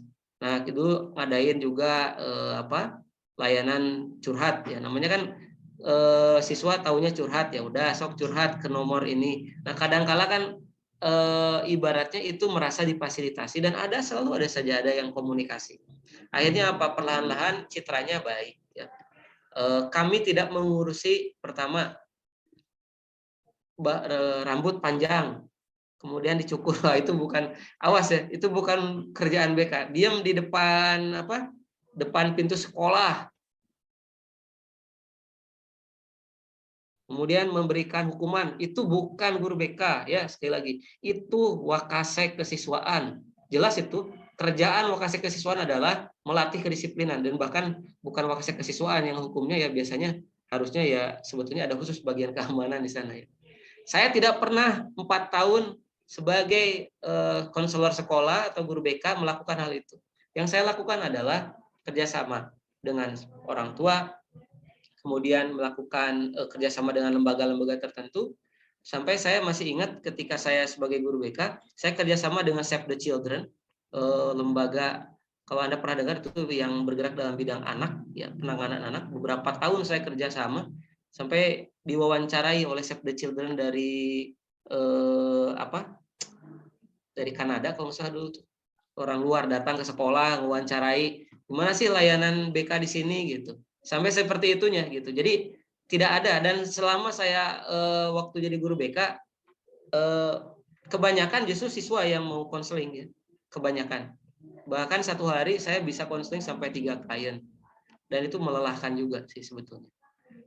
Tapi ya itu senang saya. Karena saya senang ya nggak masalah gitu. Nah, jadi citra itu harus dibangun ya, dan itu perlu untuk dilakukan oleh guru BK. Pak, kalau judes bagaimana ya? Atau tampilkan, jangan judes, senyum gitu ya. Kemudian ramah nanya, kan nggak susah ya teman-teman. Nanti kalau Anda jadi guru BK ketemu dengan siswa nanya, mau kemana nak? Sehat nak?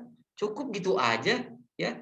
Tidak harus yang sampai ke cium tangan atau apa, simpel aja gitu. Tapi kita akhirnya membuat citra dari guru BK itu akan perlahan-lahan baik gitu. Saya kira itu ya beberapa tips yang mungkin bisa dilakukan. Nah, kalau susahnya kalau gini, kalau seandainya ada guru BK partner yang seperti itu misalkan ya, nah itu memang masalahnya seperti itu. Kalau ada partnernya yang sudah dicitrakan negatif. Nah, tapi kuncinya gini, Kalau patternnya sudah identik dengan judes ya, ya Anda jangan judes gitu aja sih. Karena ujung-ujungnya sekali lagi layanan BK itu akan sifatnya pribadi. Apa yang kita tampilkan keluar itu akan dipandang apakah ibaratnya orang itu menyenangi atau tidak gitu terhadap hal itu. Saya kira seperti itu. Baik Bapak, terima kasih atas jawabannya. Gimana Kak Fitriani, ada tanggapan atas jawaban dari Bapak?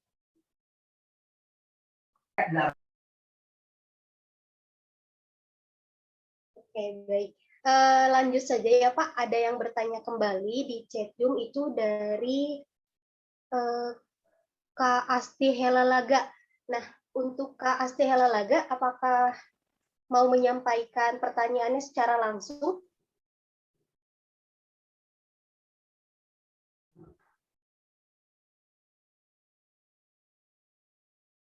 Halo Kak Asti. Bisa, Kak. Oke, baik, saya persilahkan. Baik, perkenalkan nama saya Stingrin Helaga. Izin bertanya mengenai distorsi kognitif. Pertanyaannya, bagaimana cara kita mengatasi distorsi kognitif? Ya, oke. Saya bisa nangkap. Itu aja. Atau ada contoh situasi yang menurut Asti itu distorsi kognitif pada diri Asti ada? Ada, Pak. Contohnya apa? Ketika saya mengalami masalah begitu, Pak, saya merasa tidak mampu melewati itu, Pak. Ya, oke. Baik, terima kasih. Nah, ini adalah salah satu bagaimana cara mengembangkan diri kita supaya diri kita lebih baik ya. Kita perlu mengenal diri kita ya.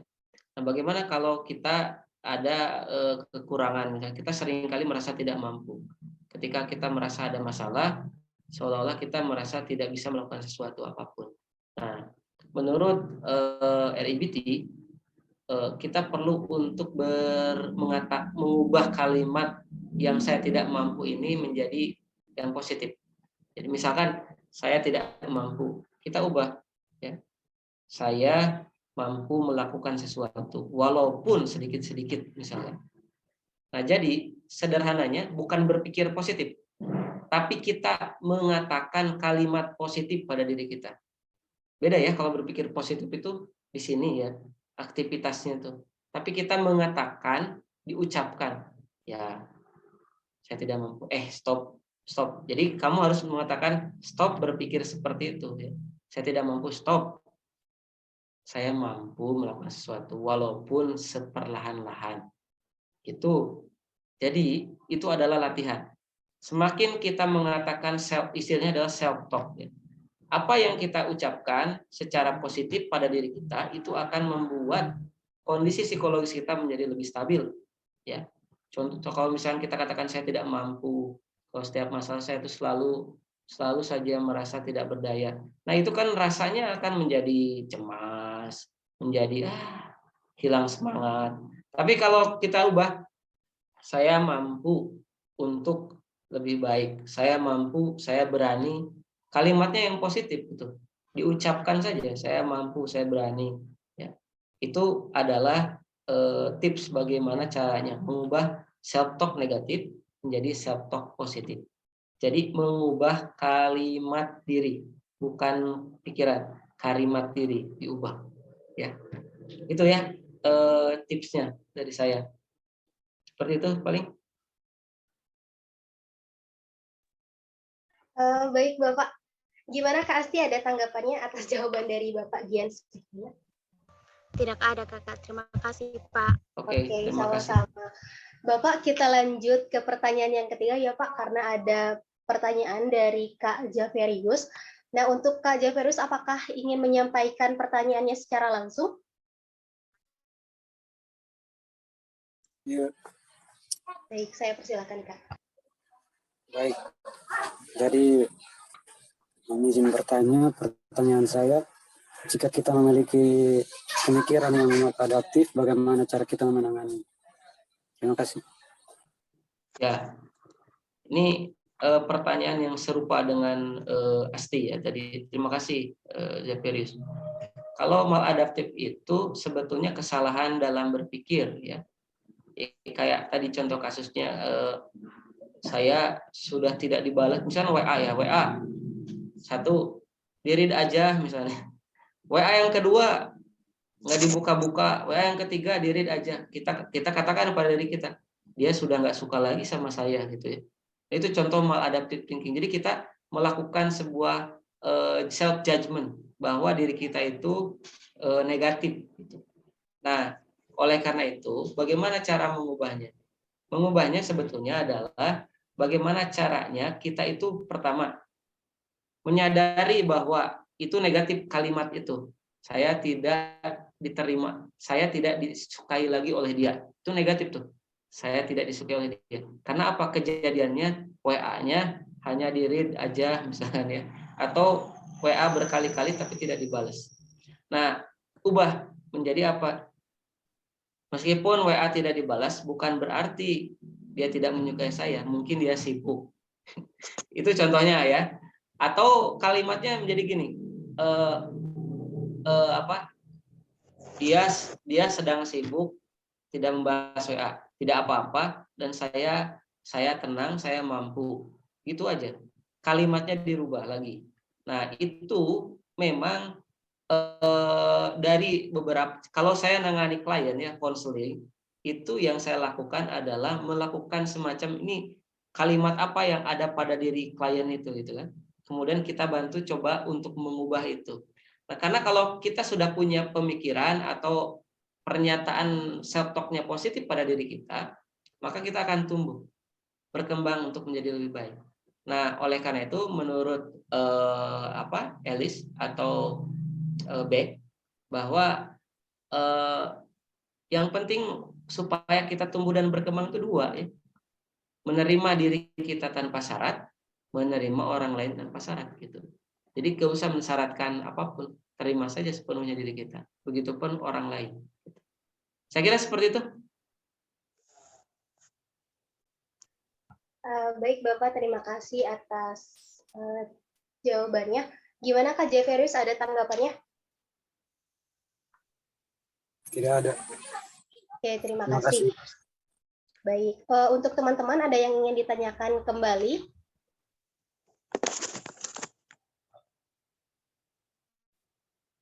Ada masuk nih ke chat. Kalau saya lihat.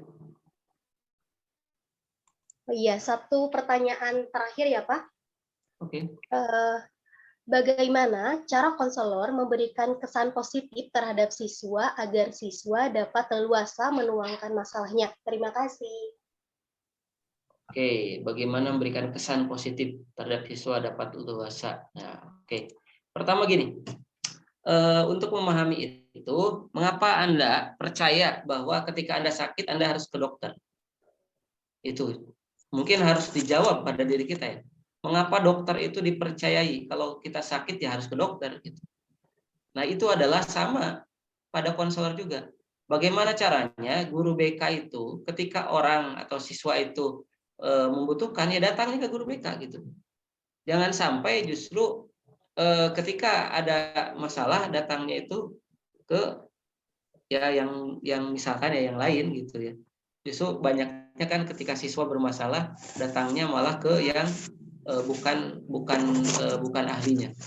Nah, oleh karena itu, layaknya seperti dokter, sebetulnya guru BK itu harusnya dibuat citra itu adalah citra ya ini, citra yang benar-benar profesional ya, citra yang benar-benar punya kualifikasi, punya keterampilan, punya kemampuan untuk ibaratnya membantu siswa kita. Nah, dengan kata lain, sebetulnya untuk mencitrakan kesan positif ini harus menggunakan seluruh sumber daya ya. Dimulai dari apa? Sumber daya semuanya. Apakah misalkan saat ini kan dunia sosial media itu sudah harus masuk itu. Gak mungkin guru BK tidak mengenal Instagram, Facebook, YouTube. Saya kira tidak mungkin itu. Kalau misalkan tidak mengenal itu, Anda tidak bisa mencitrakan itu. Nah, sederhana ya. Misalkan Anda buat deh itu Instagram khusus BK SMA mana gitu ya. dan itu setiap hari itu selalu update, misalkan quote atau apapun yang ibaratnya layanan informasi. Sehingga apa? Klien atau siswa itu mengerti bahwa oh iya ya, si ibu ini, si bapak ini tuh benar-benar beda BK itu gitu. BK tidak bisa digunakan dengan cara yang konvensional. Karena layanan BK itu akan selalu mengikuti perkembangan zaman. Oleh karena itu, contohnya ya, kalau kesan positif itu artinya selain dari pribadi konselornya, maka seorang konselor juga harus mengenali sumber daya lain, diantaranya kayak sosial media sekarang di Facebook. Sekarang Facebook udah mulai beralih, saya kira ya, kebanyakan ke Instagram. Di Indonesia kan banyak pengguna Instagram. Atau misalkan layanan BK-nya menggunakan media YouTube. Misalkan ya, Anda menggunakan podcast tuh. Deddy Corbuzier itu kan yang kalau misalkan dia update itu yang nonton banyak. Kenapa kita tidak coba layanan informasi ya, tapi modelnya podcast gitu. Itu kan bisa dilakukan. Guru BK berbicara terkait misalkan masalah misalkan cara untuk menghadapi masalah misalnya. Nanti yang jadi moderatornya siapa? Pilih saja siswa yang pandai ngomong gitu kan, direkam, upload ke YouTube. Nah, silahkan. Memang itu harus melibatkan itu. Tapi saya kira selain media itu juga, ya kita juga harus melihat dari perkembangan atau daerahnya itu sendiri. Kalau itu tidak memadai dengan model seperti itu, ya mungkin berarti cara-cara lain juga bisa dipakai. Apakah misalkan dengan cara menggunakan menerbitkan beberapa kali buletin. Dulu waktu saya jadi guru BK, setiap 2 minggu sekali saya ada buletin. Jadi kayak selembar kertas gitu ya. Kemudian buletin itu bisa dibagikan ke kelas-kelas supaya si siswa itu bisa baca. Sehingga layanan informasi itu tidak selalu melulu harus saya masuk kelas gitu. Tapi bisa didapatkan juga dari buletin itu. Tapi memang harus ngemodal, itu masalahnya. Dulu juga ya saya ngemodal juga sama ya hal itu. Nah jadi bangunan kesan positif itu sekali lagi bukan hanya dibangun oleh citra pribadi konselornya, tapi layanan yang harus dilakukan juga harus membuat citra itu terjadi gitu. Dan itu saya kira yang paling harus dilakukan oleh seorang konselor. Jadi bukan hanya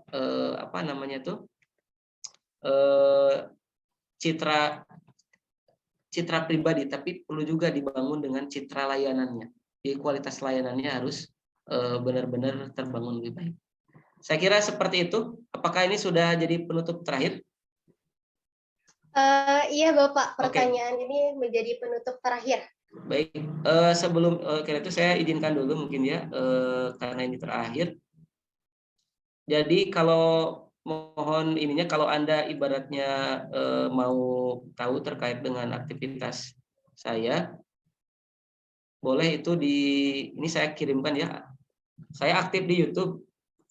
Saya berbicara topik terkait dengan kesehatan mental, belajar konseling, teori-teori konseling yang saya kuasai. Anda bisa subscribe YouTube saya. Itu saya sharekan di chat. Salah. Bentar. Everyone. Nah, itu YouTube. Barangkali nanti Anda ingin sedikitnya tahu update terkait dengan informasi terkait dengan counseling atau terkait dengan topik-topik yang hangat. Kalau saya biasanya rutin 1 minggu sekali. Atau kalau mau yang berkomunikasi dengan saya, silakan juga bisa follow Instagramnya. Tapi saya tidak terlalu aktif update Instagram ya. Tapi bisa suka tidak update tapi selalu lihat. Jadi kalau misalkan ingin tahu terkait dengan informasi ini silakan bisa di YouTube ya. Itu YouTube pribadi saya biasanya update terkait belajar konseling, teori konseling, bicara topik terkait dengan kesehatan mental, stres apa gitu ya. Oke, saya kira seperti itu. Terima kasih banyak atas kesempatan dan waktunya. Saya senang sekali bisa berbicara dan terima kasih Ibu Katarina atas kesempatannya. Mudah-mudahan bermanfaat dari apa yang saya sampaikan. Terima kasih. Salam sejahtera semuanya. Semoga sehat-sehat semuanya dan Mudah-mudahan semuanya menjadi calon konselor yang benar-benar luar biasa yang bisa membangun profesi ini menjadi lebih bermartabat dan lebih baik. Terima kasih. Assalamualaikum warahmatullahi wabarakatuh. Waalaikumsalam warahmatullahi wabarakatuh. Terima kasih Bapak sudah menyampaikan materi yang sangat luar biasa. Izinkan saya untuk menyimpulkan materi kali ini. Konselor merupakan tenaga profesional layanan konseling sebagai objek praktik. Nah, karakteristik konselor yang efektif menurut Kore 2013 yaitu memiliki pemahaman diri, menghargai dan mengapresiasi dirinya, berperilaku terbuka, dapat mengambil keputusan yang berorientasi pada kehidupannya, asli, tulus, dan jujur, memiliki rasa humor. Jika membuat kesalahan, konselor berani untuk mengakuinya. Nah, itu merupakan salah satu karakteristik yang harus dimiliki oleh para calon konselor. Nah, saya ucapkan terima kasih kepada Bapak yang sudah menyampaikan materi yang sangat luar biasa, dan saya juga ucapkan terima kasih kepada peserta yang sudah mendengarkan, dan semoga apa yang Bapak sampaikan itu bisa bermanfaat untuk teman-teman semua. Wabillahi taufiq walhidayah. Wassalamualaikum warahmatullahi wabarakatuh. Saya kembalikan ke MC. Baik, terima kasih. Terima kasih juga untuk Bapak Gian yang telah memberikan materi yang sangat luar biasa pada hari ini. Terima kasih ke Nivi yang telah memoderatori acara webinar kita hari ini. Ada sedikit informasi bahwa untuk materi dan sertifikat akan dikirimkan pada grup WA peserta webinar.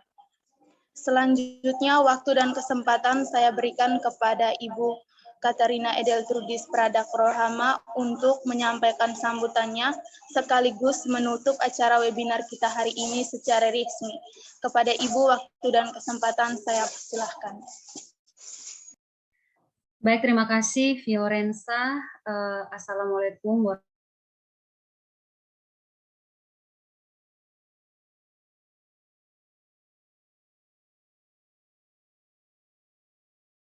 untuk Bapak Gian yang sudah berkenan untuk membersamai kami di dalam webinar mata kuliah pengembangan pribadi konselor selama kurang lebih 1,5 jam ini. Saya mewakili dosen-dosen prodi bimbingan konseling FKIP Universitas Nusa Cendana Kupang dan juga mewakili panitia mengucapkan terima kasih berlimpah atas kesediaan waktu dan juga pengalaman belajar yang telah diberikan kepada kami semuanya pada saat hari ini. Ini merupakan pengalaman yang tentunya mahal karena ilmu itu tidak ada yang gratis. Oleh sebab itu, apa yang diberikan oleh Bapak ya menjadi penyemangat bagi kami juga bagi mahasiswa untuk mampu mengejar passion mereka di prodi ini, dan yang paling pasti adalah untuk bisa menumbuhkan juga mengembangkan pribadi-pribadi seorang konselor pemula yang mulai dari saat ini akan mereka tumbuh kembangkan. Saat ini peserta yang hadir selain panitia dari semester 3 juga hadir beberapa peserta dari semester 1, semester 5, 7, 9, juga peserta yang hadir secara kategori umum begitu. Dan ini juga menjadi tambahan ilmu bagi semua yang hadir pada saat hari ini. Dan untuk kesempatan berikutnya, jika berkenan Bapak Gian, mungkin kami menunggu untuk Bapak Gian bisa mengirimkan materi kepada kami, sehingga nanti materi dapat di-share kepada peserta dan juga kepada panitia yang saat ini juga ada bersama-sama dengan kami. Dalam kegiatan webinar hari ini, semoga juga menjadi salah satu pengalaman belajar bagi teman-teman mahasiswa di dalam melaksanakan kegiatan proses belajar mengajar yang tentunya banyak mengalami kemajuan sampai dengan saat ini. Oleh sebab itu, apa yang hari ini dilakukan dan apa yang hari ini telah dijalankan boleh menjadi pelajaran dan pengalaman berharga untuk kedepannya. Baik, dengan memohon rahmat Tuhan yang Maha Kuasa, dengan demikian saya menutup rangkaian webinar pada siang hari ini. kiranya berguna dan dapat menjadi ilmu bagi kita sampai dengan akhir hayat nanti. Selamat siang, saya kembalikan dan ucapan terima kasih yang sebesar-besarnya kepada panitia. Terima kasih. Baik, terima kasih Ibu atas sambutannya. Selanjutnya saya serahkan kepada panitia untuk melakukan dokumentasi webinar kita hari ini. Jadi diharapkan kepada semua peserta untuk menyalakan kamera. Untuk sesi pertama silahkan. Ya baik, terima kasih Pak Moderator.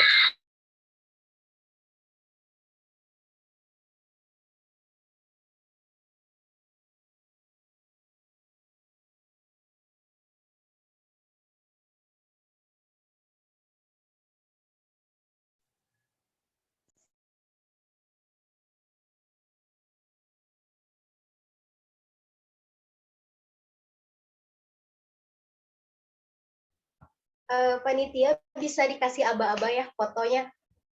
Slide pertama, slide 2 kayak gitu.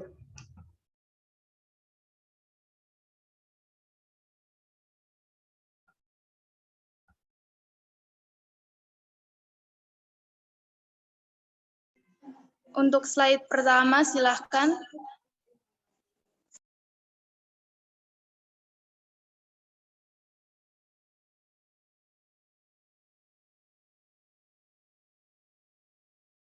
Selanjutnya slide kedua.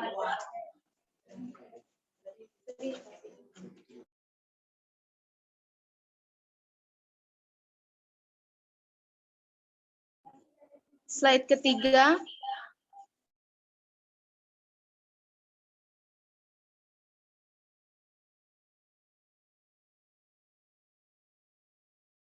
Slide keempat.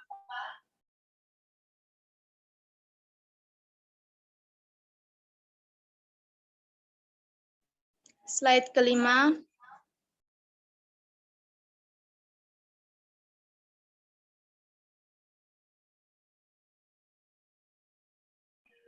Dan yang terakhir slide ke-6.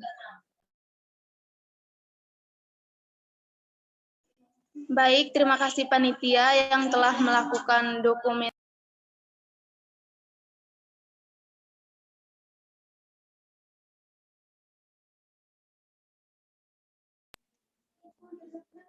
Baik, peserta webinar yang kami banggakan, terima kasih untuk Bapak Ibu peserta webinar. Kini kita telah sampai kepada penghujung acara. Terima kasih kepada Ibu Kepro, Ibu dosen pembimbing, dan terima kasih sebesar-besarnya kepada Bapak pemateri yang telah meluangkan waktu untuk memberikan materi pada hari ini. Terima kasih juga kepada rekan-rekan saya yang telah ikut berpartisipasi dalam acara webinar hari ini, dan kepada semua pihak yang dengan caranya masing-masing telah mendukung acara webinar kita hari ini. Dan akhir kata, saya pamit undur diri. Mohon maaf apabila ada kesalahan atau kekurangan yang didapati selama webinar ini berlangsung. Terima kasih dan sampai jumpa. Memasuki penghujung acara ini, marilah kita menutup acara ini dengan doa penutup. Kepada Kak Kaidar, saya persilahkan. Baik. Assalamualaikum warahmatullahi wabarakatuh. Selamat siang untuk kita semua. Sebelum kita menutupi acara ini, marilah kita bersama-sama kita berdoa untuk mengucapkan syukur atas kegiatan kita yang telah dilaksanakan pada hari ini. Dan di sini izinkanlah saya berdoa menurut ajaran saya, yaitu agama Islam. Mari kita berdoa. A'udzubillahi minasyaitonirrajim. Bismillahirrahmanirrahim. Alhamdulillahirabbil alamin. Arrahmanirrahim. Maliki yaumiddin. Iyyaka na'budu wa iyyaka nasta'in. Ihdinas siratal mustaqim. Siratal ladzina an'amta 'alaihim ghairil maghdubi 'alaihim waladdallin. Allahumma ya Allah, dengan mengucapkan puji syukur kehadirat-Mu atas segala rahmat-Mu, karunia yang Engkau berikan limpah kepada kami pada hari ini dengan penuh keakraban dan bahagia ini kami hadiri di sini. Kiranya Engkau memberikan barokah dan ridho-Mu dalam acara yang kami laksanakan ini. Allahumma ya Allah, dengan telah berakhirnya kegiatan ini, kiranya Engkau, ya Allah, Engkau dapat melimpahkan pengetahuan dan kekuatan kepada kami semua, dan Engkau tumbuhkan rasa persaudaraan, persatuan yang kokoh di antara kami.